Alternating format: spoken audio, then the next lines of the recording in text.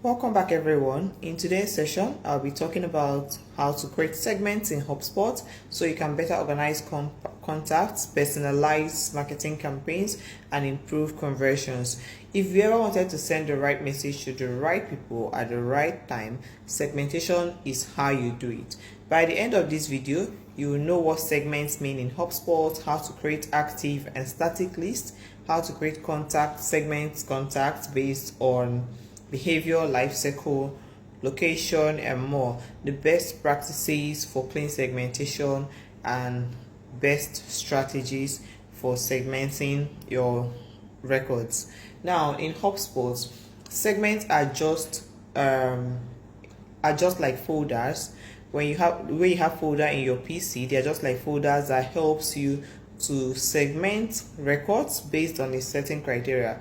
For instance, you can say you want to segment the list of contacts that you want to be sending the marketing campaign for this week for, and then you do not want to send marketing campaigns to these contacts next week. So this idea paints a clear picture of what segmentation does. So segment helps you to use a criteria or filters to segment those that you have sent for this week and those that you are going to send for next week using a certain criteria. You can do so many things in HubSpot with segments, and is a very good feature that helps you organize data and then segment this contact without actually segmenting it inside the object. Most times it's for temporary use, but sometimes you can go back and edit the filter and then use the same segment. There are limits to segments, there are limits to active segments, and there are limits to static segments. So let's go right inside HubSpot and I'll show you exactly how to create this segment and then proper usage of segments in HubSpot.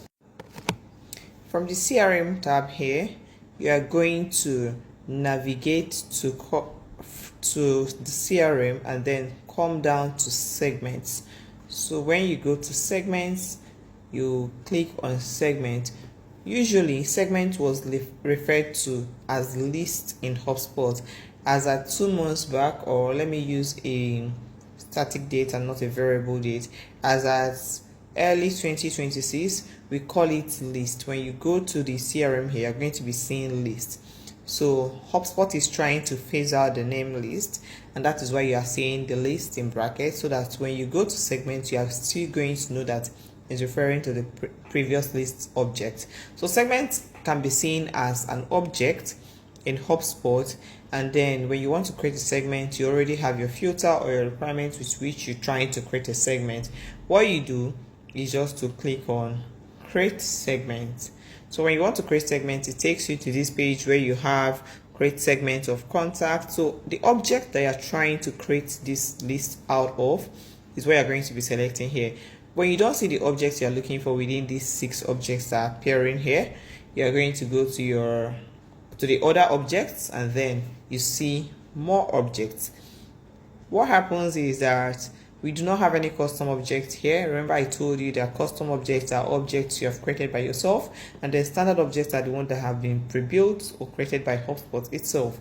So these are the contacts, the companies, and the other objects we have here. And then if you want to create your segment or your list, you select the actual object that you want to build this list of records for. So I'm going to select contact and I'll click on next. When I click on next, best practice is to give it a name.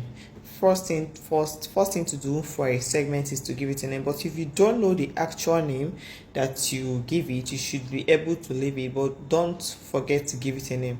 Most times I don't give it a name, or I give it a name most times because I already have my requirements. But because we are building along in this session, I'm just going to use any filter criteria to give it a name, so that once anybody looks at the name of the segment, the person has an exact idea of what is sitting inside this segment.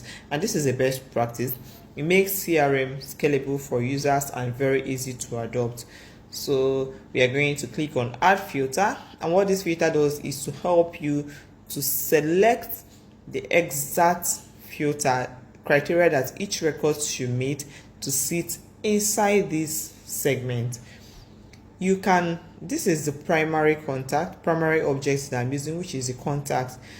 If you want to go deeper into other objects that are related to contacts. For instance, you have leads, you have deals, you have tickets, and you want to say if a contact has a ticket associated with it, the contact should sit in this list. What you are simply going to do is to go from here and click on this drop down and select tickets. Now, if you can say, you can use a random field that will warrant every ticket that has been created to and associated to a contact to sit in this. So we're going to use a universal field, and I'm going to be using a create date. So if the create date is today, or let me use a task and change it to a task. Let me just take a step back, because I know that there is no ticket yet for this org. So I'm going to go back to adding my filter, and I'm going to go back to task. Here we have the task subject. So I'm going to say if the created date, created let me use created art, is known, so long as this value, this any tax has this value and the tax is associated with a contact, the contact should sit inside this record. Most times you can actually go through the tax object and do this, but most people use segment for marketing campaigns, marketing emails. So you want to send out emails to contact that tax has been created of them. Probably you are assuming that once a tax has been created of a contact, it means that this contact has a proper follow-up and then requires a marketing email campaign for extra follow-up or double confirmation before moving to the next level. Now, if a contact is associated with any tax, and then how do we know that the contact is associated with any tax? We need to go deeper and filter every single record. So every single tax has this created at. So once the created at is known, it should sit, the contact should sit inside this segment. And now, as I've selected this, we can go further to add other filters, or we can even say or and use other filters if the contact is associated with any ticket.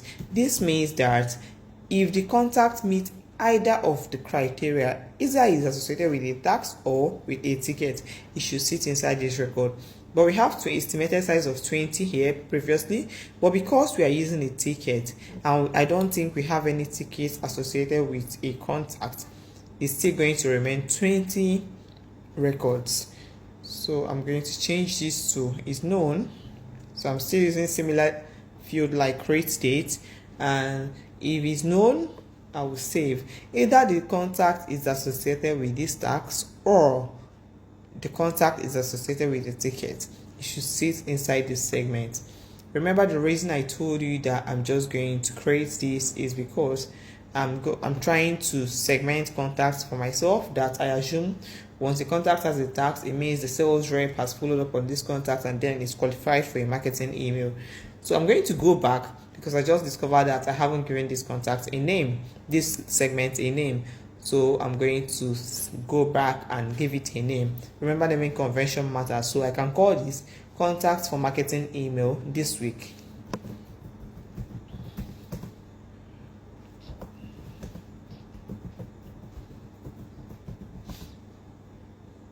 Or rather, contacts with task / tickets for marketing emails. You can call these contacts active contacts because whenever a contact has a task, it's assumed that the contact has been followed up on.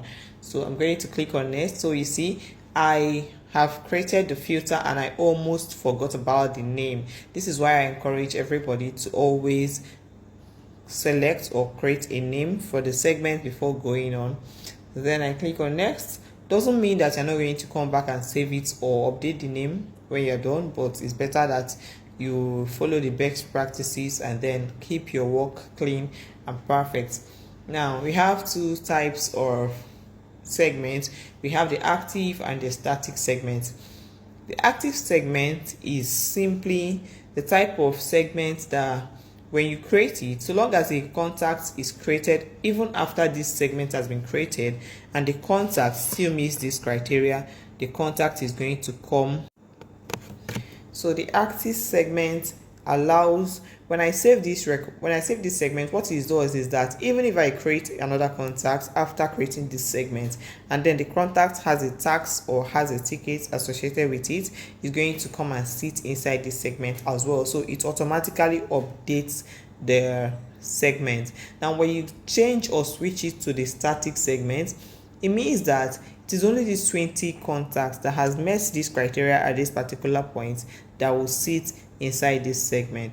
Static segments and cannot get automatically updated. So simple difference between the active and the static is that the static doesn't get updated, but the active gets updated in real time. So I'm going to be selecting the active, and these are just the basic difference. There are nothing, there is no extra usage privileges given to either active or static, but this is just the basic difference is that active updates in real time while static remains static as the name is. You can give it your description, you can generate a description with AI if you want to, and then you can save and process the segment. So I will save and process, and then we have our list of records. So this doesn't just end here. You are going to see all the details like the size.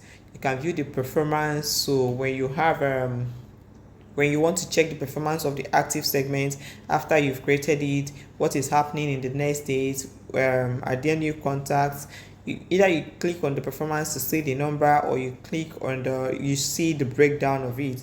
So let's go back to the overview, and then we can see that it has the 32% of the contact database. You can see that there are no changes yet. The created date and the type. You can actually convert it to static. So when you click on convert, you can convert it to static. Probably when you're ready to send out your email, and then you just want these few contacts to be sitting here, or you want to retain these 20 contacts for a historical purpose, you can actually click on convert and convert it to static.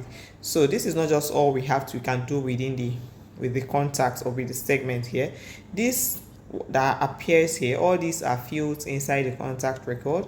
You can actually toggle the button, by saying if the created date should be what is propelling the order of sitting in the segment. So as I've toggled this arrow here, you can see that April 27, 2026 is the latest create date for each contact. Now, you can edit the column and say that you want different fields appearing here. So when I click on edit column, it brings out a list of fields that are in contact and the existing ones. I can decide to rearrange these by dragging and dropping, and I can decide to add more. So I can decide to add things like phone number is here. I have the email, the phone number. I'm just going to remove the list status, and I'm going to remove the last activity date. I'm going to leave the date, the contact owner, and I'm going to add the property type and the location and address.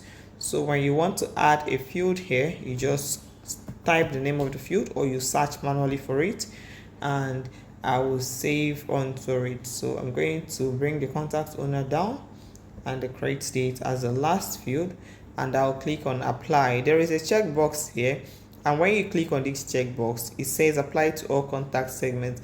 So once you're creating a segment for contact objects, these are the few fields that you're going to see, except you come in, edit the column, and then you edit the column and then you apply it again. So that is when you have extra or other fields on it. So I'm going to save, and I have the fields I want here. I have the name, the email, the phone number, the property type, the location / address. You can adjust the fields like this: the location / address, the contact owner, and then the create date. So these are what we have here. You can click on the view, you can click on filters or metrics, and then you check the metrics on this. So this is just the entirety of creating of creating this is just the entirety of creating the segment in HubSpot. And what else we can do with this segment is that we can export this segment, and we can also use this segment in emails, in contact views. You can use it as a particular contact view, as I explained, or maybe in the next session I'm going to be teaching you how to create a list view. And when you select this contact view, it means you can actually use it in a custom report builder. You can use it in workflows. You can use it in different other segments for exclusion list. And when you click on contact view, what this means is that to create a list view for your contact records. So when you click on that contact view, it shows you exactly what we have here. It's taking it a little while to load.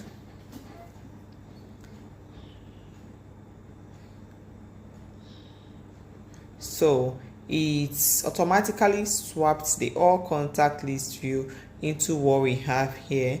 And then if you check the advanced filter, it's saying that the segment list membership is any or with the name of that segment. So if any contact sits in this segment, it means that the contact is going to sit in this contact list view. Right now it redirected us into the contact subject, and then it has automatically created a list view for it. But I don't need this, so I'm going to delete and save. So I've reverted back to the original segment that we have. So this is original list view for the contact. So this is the segment we've created. So let me go back to the segment and show you how to create folders in segments so that you can organize your segment properly. Probably you want to create folders for contact segment, for lead segment. So every segment that you create of a contact should sit inside the folder. Now what do? You click on folders here, and you actually click on create a folder. So I'm going to call it contact object or contact records. I'm going to create this, and I'm going to create this. So this is the folder here for contact record, and every single I'm going to organize it in such a way that every single segment that I've created for a contact sits here. Let's go back to all segments. Go to all segments, and if you want to add this to a folder, this is what we just created here. Contact from, okay, hold on, let me refresh and find our segment.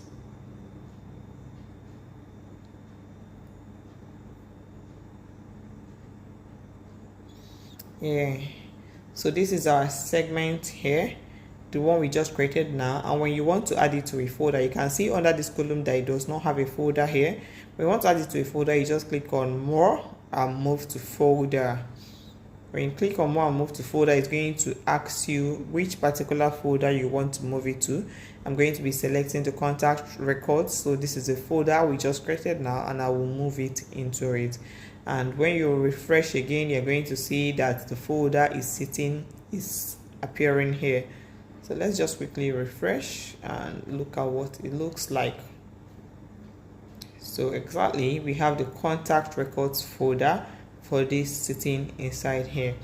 You can click into this folder, and then you just see or if there are other segments here, you can see all the segments here. So this is it, and this is the size of the list, and it has the details here. So let's go back to our segments and any other thing about segment. These are just list views. Like I told you in the next video, when I explain properly about list view, you're going to understand what these things are and how you can use them. So this is a clone button. You can actually clone this view for a different purpose and then modify the filters. So this is the entirety of how to create segments, what segments can do for you, and then how to add filter criteria. If you have a question, please drop in the comment section. Like, comment, subscribe, and share, and come back for more sessions. Thank you.